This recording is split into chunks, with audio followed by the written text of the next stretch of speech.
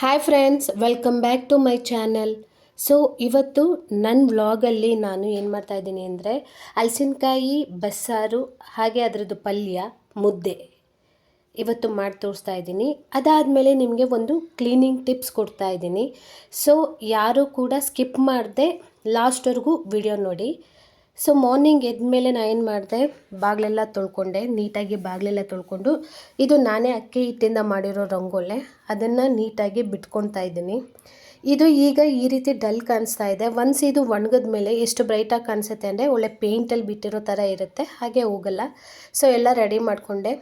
ಅದಾದಮೇಲೆ ಇವತ್ತು ಬಿಸಿನೀರು ತೊಗೊಂಡೆ, ಬಿಸಿನೀರು ವಿತ್ ಲೆಮನ್ ತೊಗೊಂಡಾದಮೇಲೆ ಇವತ್ತು ರಾತ್ರಿಯೇ ಕಡಲೆಕಾಯಿ ಬೀಜ ಎಲ್ಲ ನೆನೆಸಿಟ್ಟಿದೆ ತಿನ್ನೋಣ ಅಂತ ನನ್ನ ಮಗನಿಗೂ ಕೊಟ್ಟು ನನ್ನ ಹಸ್ಬೆಂಡ್ಗೂ ಕೊಟ್ಟು ನಾನು ಕೂಡ ತಿಂತಾಯಿದ್ದೀನಿ. ನಾನು ತಿಂತಾನೆ ಕೆಲಸ ಮಾಡ್ಕೊತಾ ಇದ್ದೀನಿ. ಸೊ ಅವನಿಗೆ ಒಂದು ಬೌಲ್ ಫುಲ್ ಕೊಟ್ಟಿದ್ದೆ, ಕುತ್ಕೊಂಡು ತಿನ್ನಲಿ, ಯಾಕಂದರೆ ಓದ್ತಾ ತಿನ್ನಲಿ ಅಂದ್ಬಿಟ್ಟು ಅವನಿಗೆ ಕೊಟ್ಬಿಟ್ಟಿದ್ದೆ.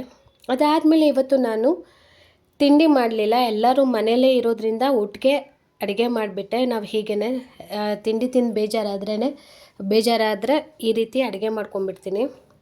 ಸೊ ಇವತ್ತು ನಾನು ಹಲಸಿನಕಾಯಿ ಬಸ್ಸಾರು ಮಾಡ್ತಾ ಇರೋದ್ರಿಂದ ಅದ್ರ ಕಾಂಬಿನೇಷನ್ನು ಹೆಸರು ಕಾಳು ತೊಗೊಂಡಿದ್ದೀನಿ ಒಂದು ಬೌಲು.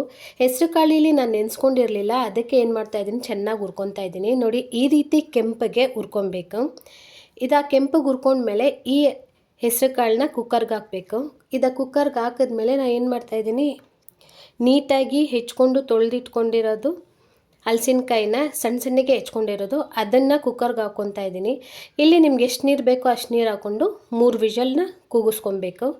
ಅದು 3 ವಿಷಲ್ ಕೂಗೋಷ್ಟರಲ್ಲಿ ಇಲ್ಲಿ ನಾನು ಬಸ್ಸಾರಿಗೆ ಮಸಾಲೆ ರೆಡಿ ಮಾಡ್ಕೊತಾ ಇದ್ದೀನಿ. ಅಂದರೆ ಬಾಣಲಿಗೆ ಎಣ್ಣೆ ಬಿಟ್ಟು ಸ್ವಲ್ಪ ಸ್ವಲ್ಪ 1 ಟೇಬಲ್ ಸ್ಪೂನ್ ಜೀರಿಗೆ ಹಾಕ್ತಾಯಿದ್ದೀನಿ. ಜೀರಿಗೆ ಆದಮೇಲೆ 1 ಗೆಡ್ಡೆ ಬೆಳ್ಳುಳ್ಳಿ ಹಾಕ್ತಾಯಿದ್ದೀನಿ. 1 ಗೆಡ್ಡೆ ಬೆಳ್ಳುಳ್ಳಿ, ಇದಕ್ಕೆ ಜೀರಿಗೆ ಬೆಳ್ಳುಳ್ಳಿ ಎಲ್ಲ ಸ್ವಲ್ಪ ಜಾಸ್ತಿನೇ ಬೇಕು, ಚೆನ್ನಾಗಿರುತ್ತೆ. ಅದಾದಮೇಲೆ ಇಲ್ಲಿ 1 ರಿಂದ 2 ಈರುಳ್ಳಿ ತೊಗೊಂಡಿದ್ದೀನಿ. ಇದೆಲ್ಲ ಚೆನ್ನಾಗಿ ಫ್ರೈ ಆಗಬೇಕು, ಏಕೆಂದರೆ ಹಸಿ ವಾಸನೆ ಹೋಗಬೇಕು, ಅದಕ್ಕೆ ಫ್ರೈ ಮಾಡ್ಕೊತಾ ಇದ್ದೀನಿ. ಈರುಳ್ಳಿ ಒಂದು ಸರಿ ಅದು ಬೆಂದಿದೆ ಅಂತ ಗೊತ್ತಾದಮೇಲೆ ಸ್ವಲ್ಪ ಕರಿಬೇವು ಹಾಕ್ಕೊತಾ ಇದ್ದೀನಿ.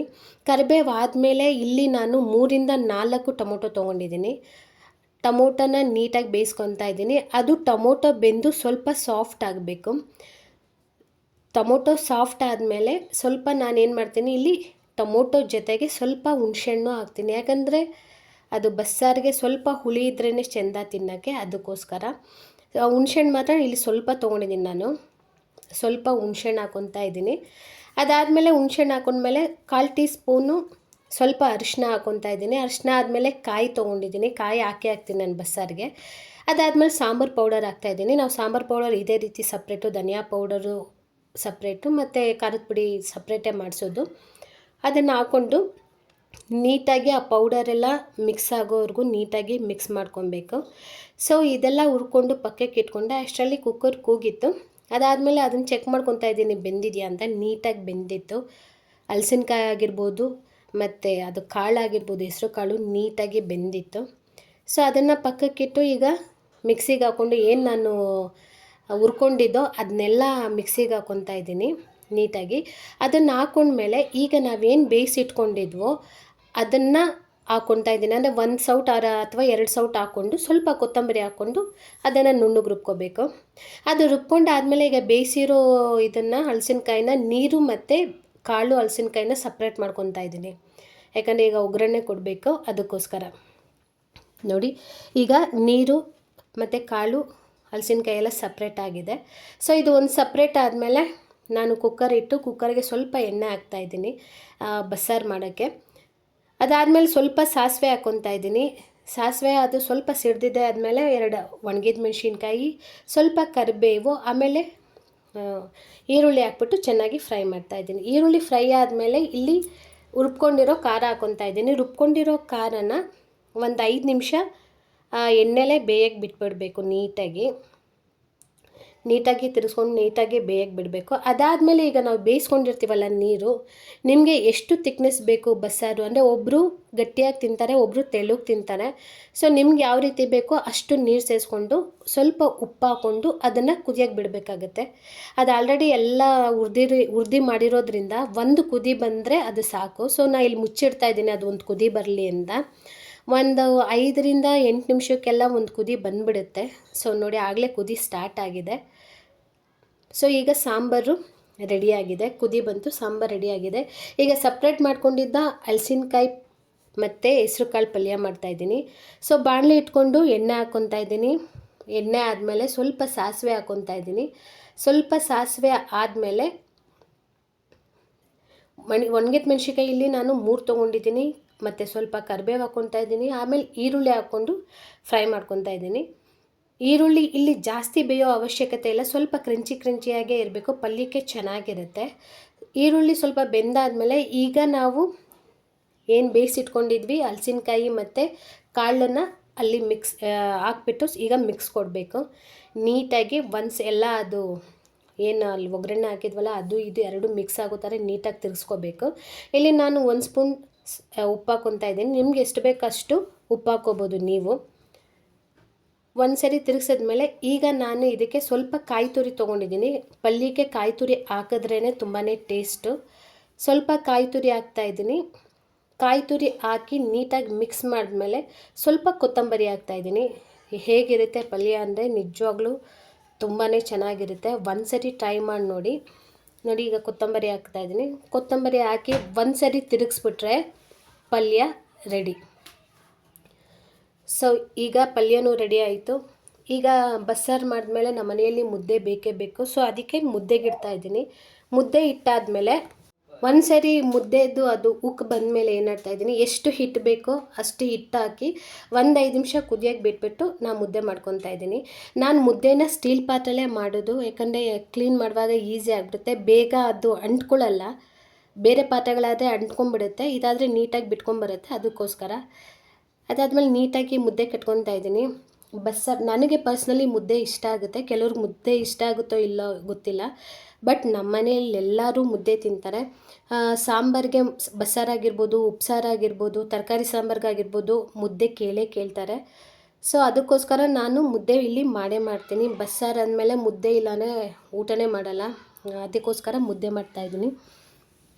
ಫೈನಲಿ ಮುದ್ದೆ ರೆಡಿ ಆಯಿತು, ಸಾಂಬಾರು ಕೂಡ ರೆಡಿ ಆಯಿತು, ಪಲ್ಯ ಕೂಡ ರೆಡಿಯಾಗಿದೆ.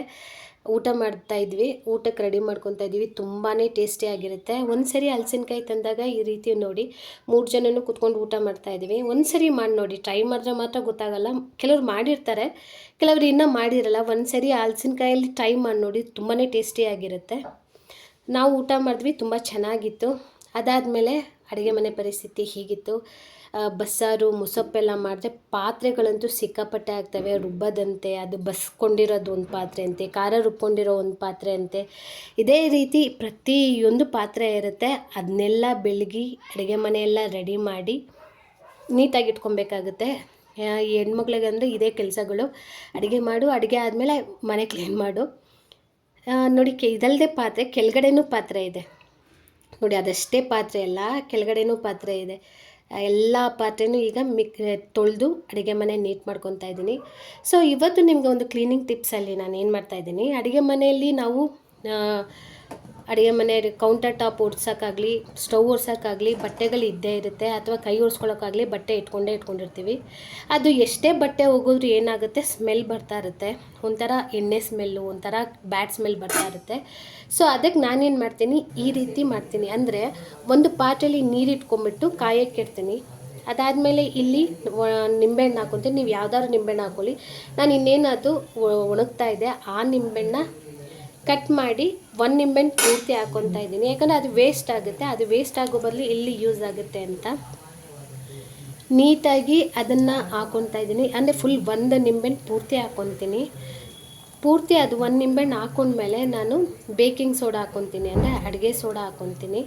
ಅಡುಗೆ ಸೋಡಾ ಹಾಕಿದ ತಕ್ಷಣ ಅದು ಸ್ವಲ್ಪ ಅದು ಬಬಲ್ಸ್ ಥರ ಉಬ್ಬಿ ಬರುತ್ತೆ, ನೋಡ್ಕೊಂಡು ಹಾಕಿ. ಸೊ ಅಡುಗೆ ಸೋಡಾ ಹಾಕ್ಕೊಂಡಾದ್ಮೇಲೆ ನಾನು ಇಲ್ಲಿ ಒಂದು ಟೈಡ್ ಪೌಡರ್ನ ಯೂಸ್ ಮಾಡ್ತೀನಿ. ನೀವು ಟೈಡಾರು ಯೂಸ್ ಮಾಡ್ಬೋದು, ನಿಮ್ಗೆ ಯಾವುದು ಪೌಡರ್ ಇಷ್ಟ ಆಗುತ್ತೆ ಆ ಪೌಡರ್ ಯೂಸ್ ಮಾಡ್ಬೋದು. ನಾನು ಟೈಡ್ ಯೂಸ್ ಮಾಡ್ತಾಯಿದ್ದೀನಿ, ಟೈಡ್ ಹಾಕ್ತಾಯಿದ್ದೀನಿ. ಇಲ್ಲಿ ಹಾಕೋವರೆಗೂ ಸ್ಟವ್ವು ಆನಲ್ಲೇ ಇರಬೇಕು. ಪೌಡರ್ ಹಾಕಿದ್ಮೇಲೆ ಅದು ಒಂದು ಕುದಿ ಬರಬೇಕು. ನೋಡಿ ನಿಮ್ಗೆ ಎಷ್ಟು ಬೇಕೋ ಅಷ್ಟು ಪೌಡರ್ ಹಾಕ್ಬೋದು. ನಾನು ಪೌಡರ್ ಹಾಕ್ಬಿಟ್ಟು ಅದು ಕುದಿಯೋವರೆಗೂ ಬಿಟ್ಟು, ಈಗ ನಾವೇನು ಅಡುಗೆ ಮನೆಗೆ ಯೂಸ್ ಮಾಡ್ತೀವೋ ಆ ಬಟ್ಟೆಗಳನ್ನ ಅದರಲ್ಲಿ ಹಾಕಿ ಬಿಡಬೇಕು. ಈಗ ಬಟ್ಟೆ ಹಾಕೋಕ್ಕಿಂತ ಮುಂಚೆ ಸ್ಟವ್ ಆಫ್ ಮಾಡಿಬಿಡಬೇಕು.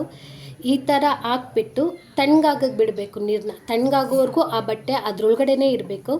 ತಣ್ಣಗಾದ್ಮೇಲೆ ಎತ್ಬಿಟ್ಟು ನೀಟಾಗಿ ಒಗೆದಾದ್ಮೇಲೆ ಒಂದು 10 ನಿಮಿಷ ಕಂಫರ್ಟಲ್ಲಿ ನೆನೆಸಿ ಆಮೇಲೆ ಒಣಗಿಸಿ ಯೂಸ್ ಮಾಡಿ. ಸೊ ಎಷ್ಟು ಚೆನ್ನಾಗಿರುತ್ತೆ, ಎಷ್ಟು ಫ್ರೆಶ್ ಫೀಲ್ ಆಗುತ್ತೆ ಅಂದರೆ ನೀವೇ ಇದೇನಾ ಅಡುಗೆ ಮನೆ ಬಟ್ಟೆನ ಅನ್ನೋಷ್ಟು ಆಗಿರುತ್ತೆ. ನೀಟಾಗಿ ಕ್ಲೀನಾಗಿರುತ್ತೆ, ಒಂಥರ ಬ್ಲೀಚ್ ಥರ ಆಗಿರುತ್ತೆ. ಈಗ ಬಟ್ಟೆ ಎಲ್ಲ ಬ್ಲೀಚ್ ಅಂತಾರೆ, ಅದೇ ರೀತಿ ಬ್ಲೀಚ್ ಆಗಿರುತ್ತೆ, ನೀಟಾಗಿ ಕಾಣಿಸ್ತಾ ಇರುತ್ತೆ, ಸ್ಮೆಲ್ ಇರಲ್ಲ. ಒಂದ್ಸರಿ ಟ್ರೈ ಮಾಡಿ ನೋಡಿ, ಟ್ರೈ ಮಾಡಿದ್ರೆ ಮಾತ್ರ ಗೊತ್ತಾಗೋದು ಅಂತ ಹೇಳ್ತಾ ಈ ವಿಡಿಯೋ ಇಲ್ಲಿಗೆ ಏನು ಮಾಡ್ತಾಯಿದ್ದೀನಿ. ಈ ವಿಡಿಯೋ ಯಾರಿಗಾದ್ರೂ ಇಷ್ಟ ಆದರೆ ಲೈಕ್ ಮಾಡಿ, ಶೇರ್ ಮಾಡಿ ಅಂತ ಹೇಳ್ತಾ ಥ್ಯಾಂಕ್ ಯು, ಬಾಯ್.